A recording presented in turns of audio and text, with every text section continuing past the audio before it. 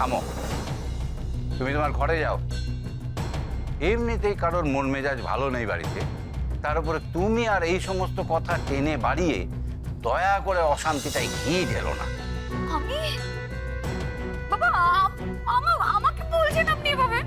হ্যাঁ, আমি অশান্তিতে ঘি ঢালছি এখন?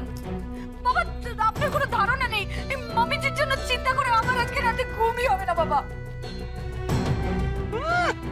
গিয়েই তো ফুরুত ফুরুত করে নাক ডাকবে। জবা, রান্না বান্নাটা বসিয়ে দেন।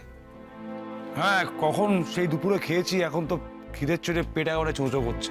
তারপরে ভাবলাম কোথায় ঝলসানো দেশি মুরগির মাংস খাবো রাত্রিবেলা। সব হয়েছে, ব্যাগগুলো সব আনপ্যাক করতে হবে, জিনিসপত্র গোছাতে হবে। ঘরে এসো, ব্যাগটা নিয়ে এসো। হ্যাঁ, যাচ্ছি।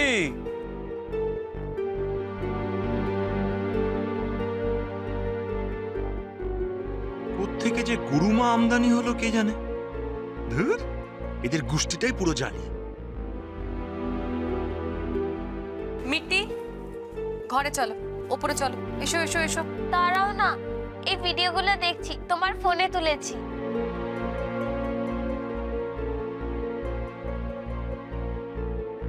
তিনি না, চলো। দাঁড়াও না, ভিডিও দেখছি তো, পরে আসবো। হ্যাঁ মা, তুমি যাও, আমরা আসছি। এর বাবা, जो जी में आए करो।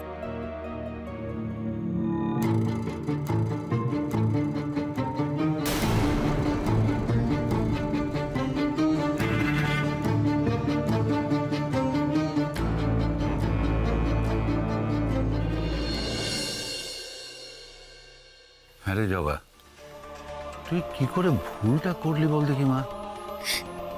তুমি আমায় বিশ্বাস করো বড় বাবু, আমি মাংসতে ভিনিগার মেশাইনি। আমি আমার নিজের দিব্যি করে বলছি, আমি তো ভিনিগার নিয়েই যাইনি বড় বাবু। তুই ঠিক বলছিস জবা? হ্যাঁ কাকা, হ্যাঁ হ্যাঁ, বৌদি ভাই তো ঠিক কথাই বলছে। তাই তো আমার না এত কিছুর মধ্যে মাথাতে ছিল না। আমরা তো দুজন মিলে সমস্ত লিস্ট মিলিয়েছিলাম, তাতে তো কোথাও ভিনিগার লেখা ছিল না। তাহলে শিশিটা ওখানে গেল কি করে? আর মাংসতে ভিনিগারটাই বা কে মেশালো? আমার মনে হচ্ছে এটা এটা অন্য কারোর কাজ।